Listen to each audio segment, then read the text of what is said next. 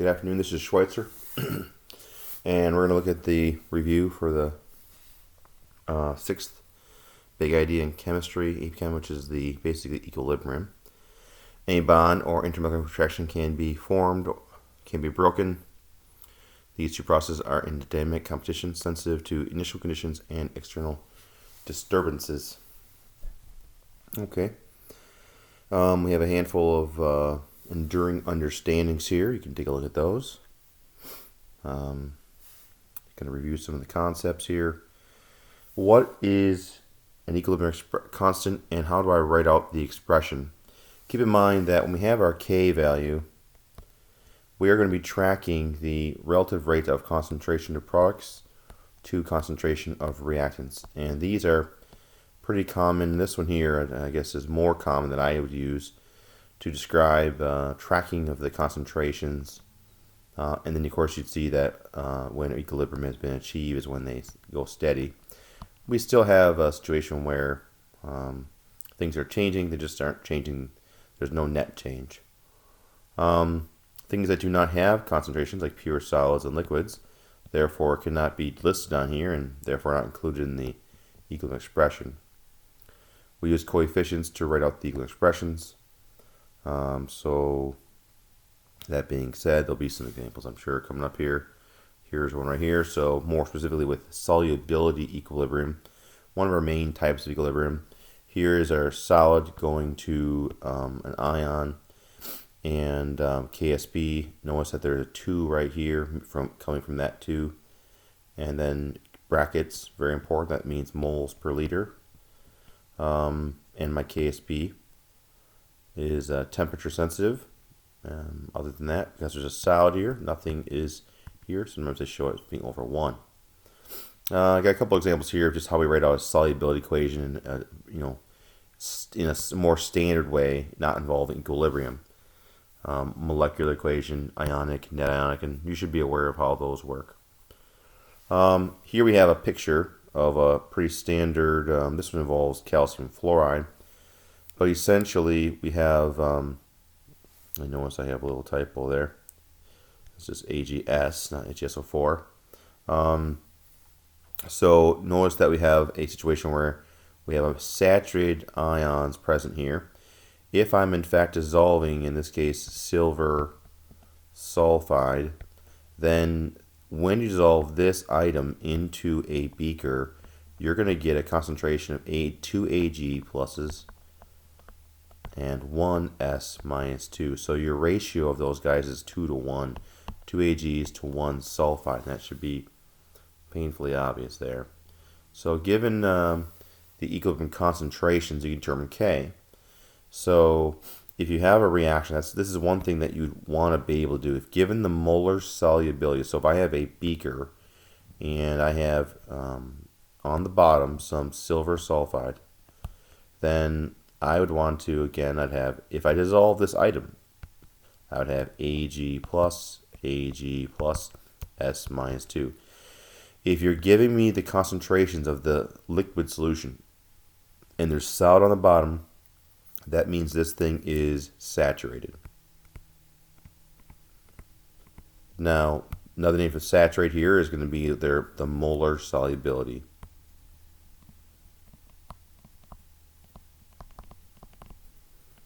So, in this case, again, if I'm dissolving silver sulfide, the concentration of my Ag plus ion is going to be 2 times the concentration of the S negative 2 concentration. So that's the basic setup for this thing. If I give you these concentrations, you should be able to plug them into the equilibrium expression and solve for a KSB. This will be 2 times this, and it's going to get squared. Alright, you should be able to draw a picture of this like I just did, very vaguely. Keep in mind that this thing is silver and sulfide, so the silver ions will be much bigger than the sulfide ion. You should be able to determine the concentration of each ion. So if I gave you this guy, you should be able to figure this one out. And again, you should be able to determine KSB. Drawing a picture here. So in this case, notice my picture that I have here. I have solid on the bottom. Sulfides are much smaller, purely because on the periodic table, the sulfide ion is located right here, and it's a sulfur atom, so if it gains 2 electrons, it'd be right here. And silver is down here, so it's got a few extra energy levels than does the sulfur, so it's bigger. And I got a couple individual ideas here you should take a look at. Relative sizes are important. So concentration. Okay, so let's just say hypothetically that the silver ion is 0.01. This guy is half that. Plug them in and squared. I get this as my KSP. I think I'm pretty sure these numbers here are hypothetical, meaning I just kind of made them up. A reaction quotient, how much can dissolve? So in this case, the KSP represents a numerical value for how much Ag plus and how much sulfur can be held together. So again, I could have lots of silver or a small amount of sulfur, but together, these two values together cannot exceed KSP. If these exceed KSP, so then in other words, that if the concentration of Ag plus 2 plus 1 squared and the concentration of S minus 2 together, if they cannot be greater than my K value, KSP. If they are, then this reaction's holding too much stuff and it's looking to precipitate it at its earliest convenience. Remember KSP represents max solubility. So again, silver H2 plus 2 squared cannot exceed KSP. Only so much room present. If some questions that could possibly be asked: if some ions are already present, how much more room is left? If stuff is mixed together, will the maximum be reached, causing precipitation? This is very common. This is very common. Basic question here is: will we get a precipitate? This is called a common ion problem. So we'll highlight these two questions, and it says, okay, well, if some ions are already present, how much more room is left? So in some sense, this could be dealt with in two ways.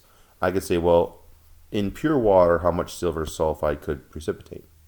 Okay, so if I go Ag2S solid goes to Ag plus 2 of them plus S minus 2. Initial stoichiometric ratio, equilibrium, not playing a role. 0, so in plain water, gain 2x, gain x, 2x and x. Okay, given a KSP, I could solve for how much would actually dissolve. KSP would equal, in this case, 2x squared times x. So we got 4x cubed. Divide out the 4 and cube root, and you have how much can actually dissolve if there's nothing present. If there's something already there, then it's, sometimes I refer to like, I don't know, parking spots in a parking lot. If some of them are already taken, then, well, then you have less room. So some of this is already present. So they'd say, just how much AgS silver sulfide is can dissolve in an aqueous solution of a 0.5 molar sodium sulfide. So there's some sulfide here already, and the sodium does nothing, just along for the ride. But this allows me to have a 0.5 molar sulfide solution that's present before any dissolving occurs. So now, again, you have to account for this being involved in the sulfide. So you run it through. Plus 2x plus x, 2x, 0.5 plus x. Again, this could get substituted in for this guy, but we're going to use our shortcut rule almost always, and which means that the x is going to be removed, and we're just going to go with the 0.5. And you solve for x. Now, this particular x should be smaller. One, there's only so much room there to dissolve, and some of it is already being taken up by this previous salt that's dissolved. Not to mention the fact that these two things have to be equal, this here and this here. So if there's some 0.5 here already, then this x has to be smaller in order to account for these two things still equaling KSP. If stuff is mixed together, what is the maximum what maximum can be reached by causing precipitation. So essentially, if you mix things together, will a precipitation occur? If you are mixing volumes together, so important to note, if you're mixing volumes together, then you need to recalculate the new concentrations with a new larger volume, moles per liter, or a dilution formula. So essentially, we're going to take our reaction, which is going to be Ag to S yielding going to Ag plus S minus 2, and then the concentration of the Ag squared times concentration of S negative 2 equals, now normally this would equal my K value, but since we're not really testing this thing at equilibrium, I want to know what is my current state. So we call this Q, reaction quotient. And then again, for here is probably the most common place in which the reaction quotient is used. But in reality, when you compare Q to your K value, it tells you which direction the reaction is going to shift. And this is important in any facet of equilibrium. In this case, notice I have 50 milliliters of 0.1 molar NaS. There's the sulfur component. 0.01 molar of silver component. 50 milliliters of each. Same volume, same concentration, so I have the same number of actual moles of silver and sulfur ions. In this case, I'm doubling my volume, so I cut my concentrations in half. I shouldn't say that same concentration. This is 0.1, this is 0.01.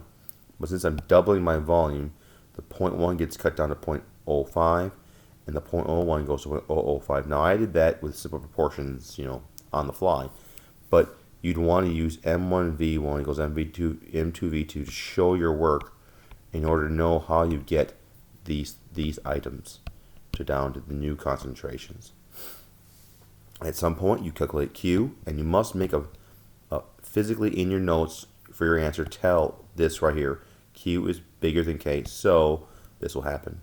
And again, if Q is bigger than K, that means currently they're holding too much stuff, and precipitation should occur. Kc versus Kp. Again, because Kc measures things in moles per liter, and Kp measures things in atmospheres, then likely we're going to get us a different number numerically. They measure the same thing, a ratio of the concentration of products over the concentration of reactants, but because it's likely a different unit, we get a different number.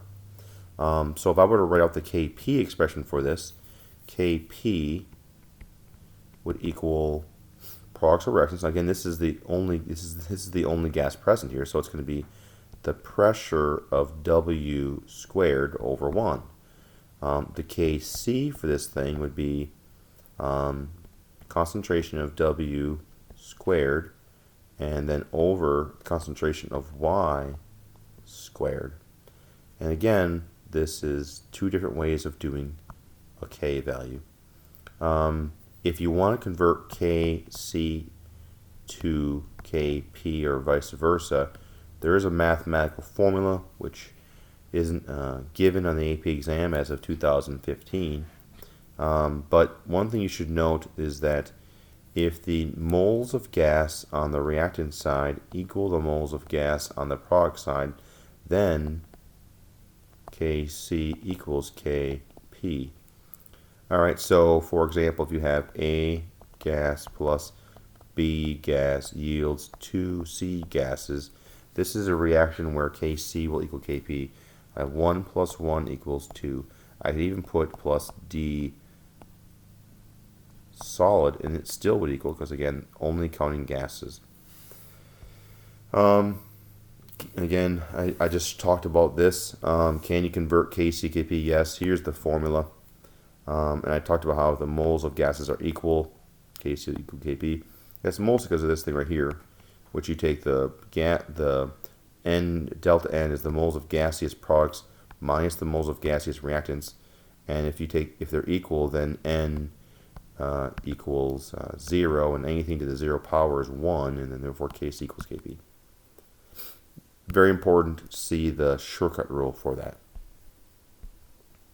acid-base equilibrium. Okay, so we have strong versus weak. Well, strong acids, they go to completion, so there is no K value needed. In that case, the K is just extremely large. Concentration of products over concentration of reactants, except that the reactants essentially go to 0, and therefore K, if you take the limit of something going to 0, it would be going to infinity. And that's the best infinity sign I got. Anyways, so weak acids, however, go to equilibrium, so therefore K tells us the extent to which a reaction rolls over to products. All K values are used with the same chemical reaction, hydrolysis. Every acid K uses this equation. Every base K uses this equation. Therefore, every Ka has this expression. Every Kb has this expression. All we're going to do is sub in a different X value. Determine the pH or pH from whatever they provide for you. So in this case, I want to figure out the H plus concentration, hydroxide concentration. This is an acid equation, so I'm going to figure out this guy from given, let's say, a K value and an initial concentration. That's usually the most common thing they have you do. They could give you both of these guys, both an weak acid and its conjugate base. If they give you both those guys, we call it a buffer, but the mathematics is the same. I plug my values in, subtract them, use my shortcut rule for the X value, and you solve for X. Anytime you want to find a K value, very important, all you must have is all of these guys. Once you have all of these guys, you can find a K value. If they want you to find a K value, you must have all of these guys. I could give you a concentration. You'd find H3O plus ions and pH. Again, you also have to have a K value. Anytime you give the pH, if you give me the pH, I could determine the K value. So, for example, again, if you want to determine K, I have to have all of these guys. So a lot of times they'll give you the initial concentration and they'll give you the pH.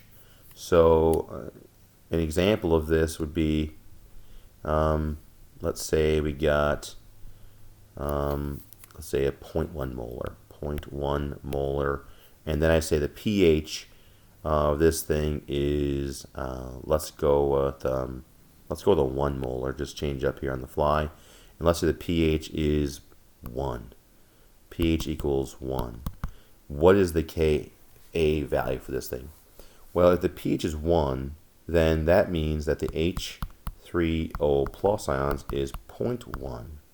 So that means if this is 0.1, well then this also is 0.1. And since this is 0 to start with, and this was, let's say, 0, then X is going to be 0.1. And then since X equals 0.1, then this is 0.9. And now I have all three of these, and I can determine my K value. That's a pretty common scenario. Another type of actual equilibrium is called a vapor equilibrium, where we have a stoppered situation where gas is allowed to escape into the headspace of here, and eventually it forms a balance where particles are exiting and particles are entering at the same time. We call this vapor pressure. I will say that if you were to track this thing pressure-wise, you would see on this thing that if you had a little sensor in here that was tracking the pressure of this guy, you would see the time on the bottom, pressure on the top. You'd see the pressure rise, and it would just level off. Because more and more particles would be entering into this space, and eventually it would balance, and stuff would exit back into the water. And right here is this pressure represents your vapor pressure, and this is where equilibrium was established. Alright, so a couple different types of problems here. We have at 450 degrees Celsius, 2 moles of H2 and I2 and HI are combined. So 2 moles of each of these pieces, 2 moles of each. The value of Kc is 50. Which of the following will occur to the system as it moves towards equilibrium? Again, we could easily sketch this out. The K value equals the concentration of HI squared over the concentration of H2, concentration of I2. This is going to be 2 squared over 2 times 2, and you'll note that equals 4. 4 equals 1. So right now Q equals 1. Alright, so it's saying that Q is 1 and this thing is 50, so Q is smaller than K. So that means this reaction is going to shift to the right. For Q to get bigger, Q will eventually become K. Q is going to get bigger. Again, I often show this reactant concentration, product concentration, and we have our K value right here. We are currently located like right here. Q is here, and I need to go towards products to become K. It has to get bigger. Alright, so it says which of the following will occur as it moves towards equilibrium? More of the reactants will form. That one's out. I'm going to go in this direction. I'm going to consume reactant and produce product. More HI will form. Okay, well, one of these two you think would have to be true.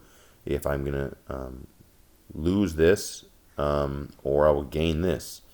The total pressure will decrease. Well, because I have 1 and 2, the pressure will not change at all.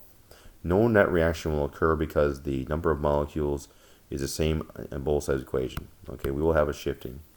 And the answer therefore must be B, and there's my answer. Next one here, okay? So we have very common set of questions involving a titration. Alright, so at point R, which is this point right here, which of the following species has the highest concentration? Now keep in mind that right here, this point right here is the equivalence point. Alright, which means that in this case, I've added enough, what am I adding? A base to my acid that all of my acid is gone. All I have left at this point is a negative. It's all I have left at this point. Right here, this is my half equivalence point. I've neutralized half of the material, so my concentration of HA equals my concentration of A negative. Alright, so since I'm on the left side of that, you'd have to assume that I would still, at this point, have more HA than A negative. Therefore, A is the answer. There's my little explanation. Alright, which of the following is the best particular representation of the species other than water that are present in significant concentrations at point U? Alright, let's get back and look at this guy. At point U, keep in mind, after the equivalence point right here, there is no more acid to absorb any more base. So I'm going to have A negative. I'm going to have hydroxide ions that are floating around, that are because they have nothing to react with, and I will have a cation, some cation that's coming along with the base. So I'll have a cation present. And again, these will be equal in quantities. The positives and negatives will equal each other out. So in this case, again, let's look at this guy. I have this is the cations. I have the anions, and notice that my 3 anions equal my 3 positive cations. That is why this one is the right answer. It's the only one that contains hydroxide, which is because this is kind of like an excess reactant. We got to have that. At which point in the titration curve is A negative closer to twice that of HA? So we know that at S they're equal. So at T, A negative would have to be twice that of the HA, because in this case the A negative eventually is going towards being the only thing present, which at the equivalence point is all we have. So T is the answer. And next up we have a student is carrying out the same titration but uses an indicator instead of a pH meter. If the indicator changes slightly past the equivalent point, what will be the student obtained from the calculated concentration of the acid? So again, we often look at this way here and say, okay, well, known, unknown, we have molarity, moles, liters, and we want our moles that are going to equal each other. But if I keep titrating a little bit beyond where I think I'm supposed to be, then when I titrate a little bit farther, then this ends up being a little larger. And when I take my moles and divide them by the new volume, it's going to make it seem like my unknown has a larger molarity than it's supposed to have. At this point,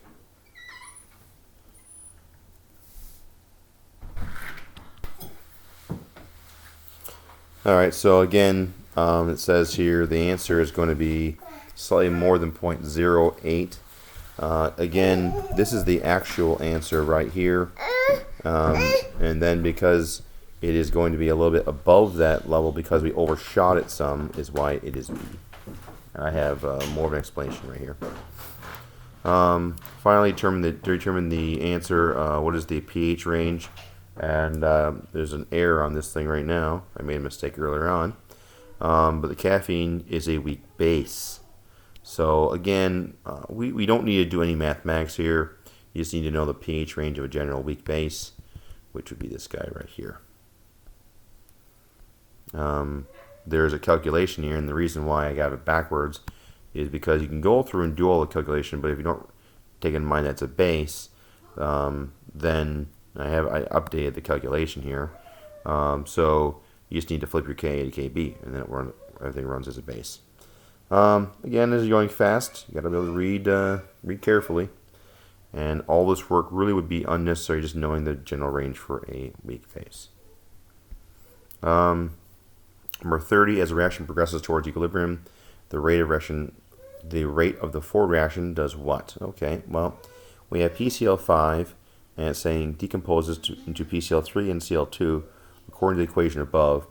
A pure sample of PCl5 is placed in the rigid container, all right, and initial pressure is 1 atm. The temperature is held constant until PCl5 reaches equilibrium with its decomposition of its products. The reaction below shows initial and final. So this basically has 1, and then it runs forwards, and it comes to equilibrium at 1.4.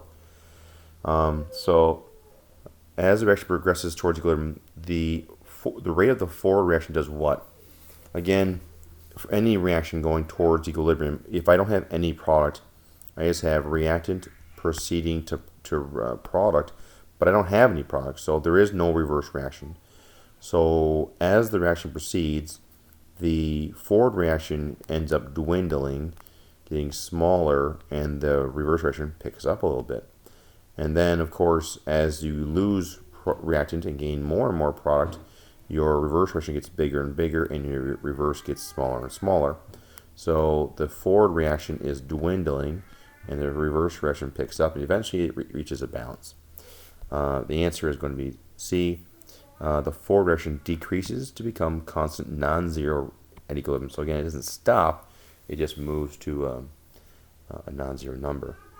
Which of the following statements is true about the Kp of the equilibrium constant, which is correct? So again, we have 1 atmosphere. This thing's rolling towards products. I want to get some idea of how far I roll the products. Now again, I have 1 atmosphere, and every one of these produces 2 of these guys. So in this case, you should see that I have not quite moved halfway to product. In this case, all the way to product would be 2 atmospheres, so halfway would be 1.5. So I have not gone more than halfway to product. Therefore, my K value is slightly less than 1. Here I have the work showing kind of how that all works out too, and you can stop and take a moment and look it over. But there's a conceptual ways of doing it, and there's some mathematical ways. Additional chlorine is being injected into the system at equilibrium, which the following graphs best shows the rate of the reverse reaction as a function of time.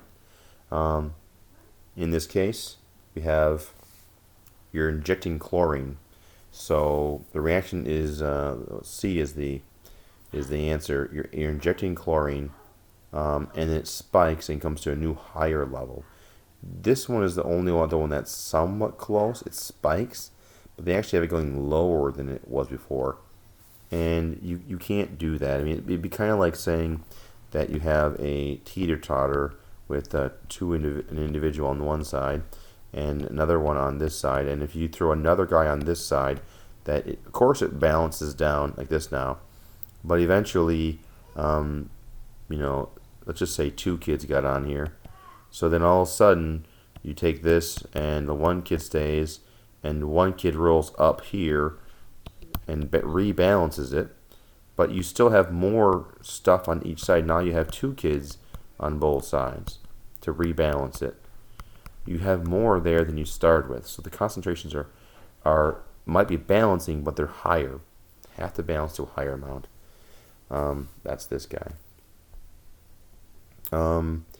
For each acid and its value of the acid dissociation constant Ka is the smallest. Okay, so pretty common, good problem here. We have a series of different concentrations, and we have the pHs of these. Really, this is pretty simple problem if you understand the idea that a 0.01 molar concentration is equivalent to a 2 pH. So this is a strong acid. And all of these guys have the same exact initial concentration. So this is the strongest. And if you go by pH wise, this is the weakest. So therefore, as far as Ka is concerned, this has the lowest Ka, and then it gets a little bit bigger, and then the biggest. So this is the strongest, and then followed by 2.2 is the next strongest, followed by 2.92, followed by 3.4. So either way, weak, strong. So for which acid is the value of the acid ionizing constant the smallest? That's the weakest acid.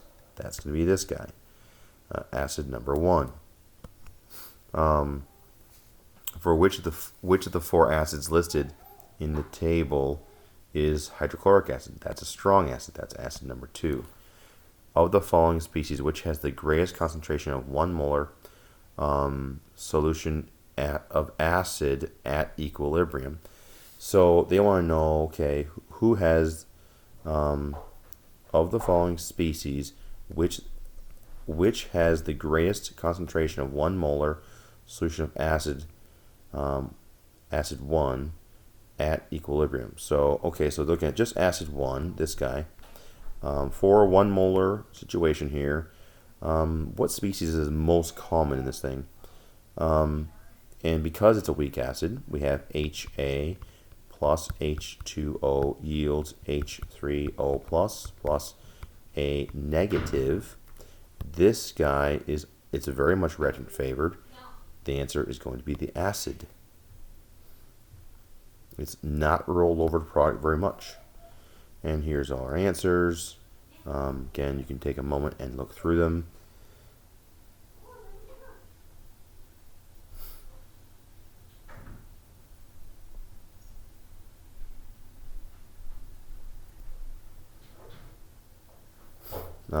All right, 51. If equal volumes of 4 acids at concentration 0.5 are titrated with a strong base. So we have equal volumes of the 4 acids are titrated with a strong base. Okay, that's our concentration. Which will require the greatest volume of it to reach the equivalence point? And they are all the same. Keep in mind the strength of the acid does not determine how much can be neutralized. It simply goes by concentration. It's like having money in the bank, and how much you can take out at once is your strength, but how much you actually have in your account is the same. Because they have the same concentration, they can neutralize the same amount. If we go HCl plus NaOH, we get NaCl plus H2O, 1-to-1 ratio. If I go HCl plus NH3 yields NH4Cl. And again, it's a 1-to-1 ratio. Stoichiometric ratio doesn't change, so the concentration is what's important. A 25 milliliter sample of 1 molar solution of HCl, so acid 1, so this is my weak acid, is mixed with 25 milliliters of 0.5 NaOH. Which of the following best explains what happens to the pH of the mixture when a few drops of 1 molar HNO3 are added? Okay, so let's look what we got here. We got 1 molar of the acid, 25 milliliters is mixed with 25 milliliters of 0.5 NaOH. So you know that this is a strong base. This is my weak acid. So I have HA and I have plus, well, I'm taking my base, NaOH. They're going to react in a 1-to-1 ratio. So my hydrolysis equation is HA plus H2O yields H3O plus A negative. And I'm getting a little bit, I'm going to move this just so I don't have to fight it. So I have HA plus H2O yields A negative plus H3O plus. Again, the base is going to react a 1-to-1 ratio, causing my initial amount of this stuff to roll over to this guy. In fact, because I have the same volume but half the concentration of the original, I have half of it left here and half of it got moved over there. I have equal concentrations. So what happens when I add to this thing a few drops of 1 molar HNO3? So this is a buffer. We're having both of these present. It's a buffer. And that's something that's going to resist change in pH. So I'm going to assume that adding a few small drops of HNO3 probably isn't going to change the pH a whole heck of a lot. It will roll some more of this over, but it's not going to change it a lot. If you were to graph this out, you would note that in this case, I have an acid. It would look like this. And this zone here is called the buffer zone. And moving across here really doesn't cause a large change in pH until literally I start running out of acid, and then I get a large spike.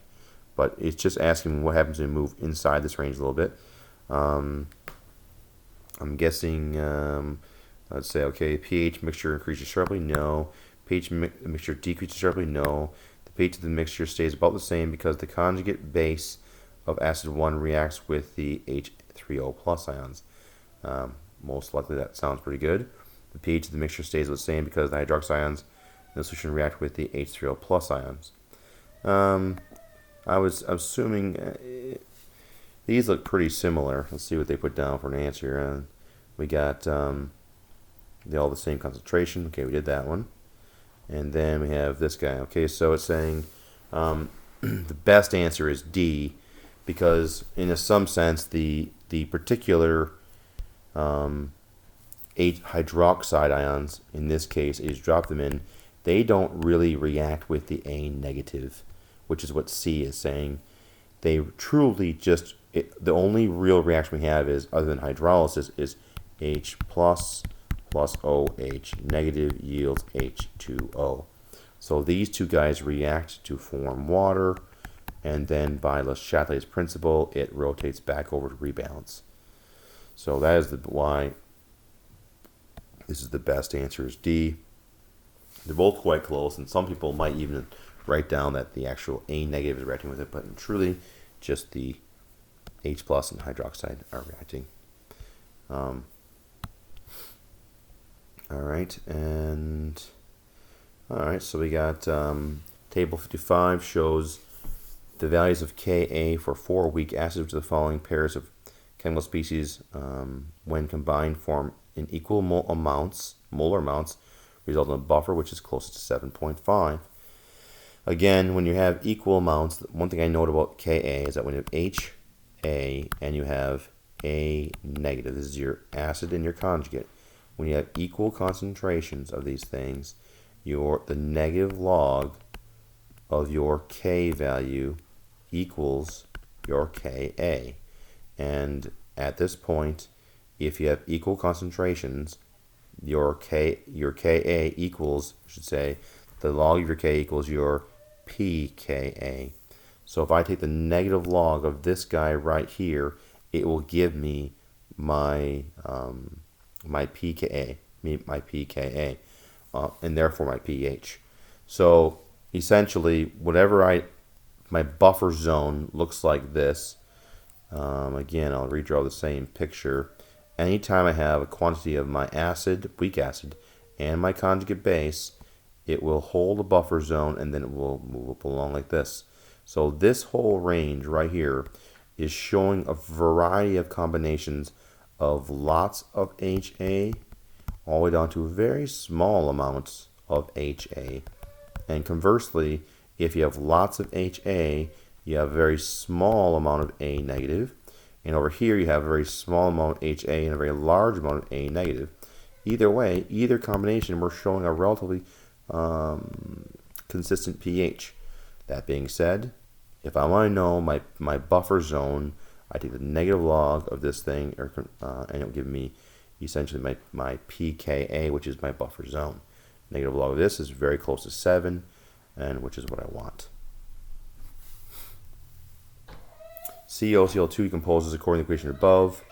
When pure cobalt chloride, COCl2, is injected into a rigid previous effective container 690, the pure flask is initially 1 atmosphere. After that reaction reaches equilibrium at 690, the total pressure in the flask is 1.2. What's the value of the Kp? In this case, notice that as this thing runs, we have 1 atmosphere initially, and as it rotates, the pressure in the flask equals 1.2. So I lose 1 out of these guys here, and I gain 1. At that point, the Kp for these things is just going to be the Kp is equal to, and it's going to be less than 1. The concentration of the CO, concentration of Cl2,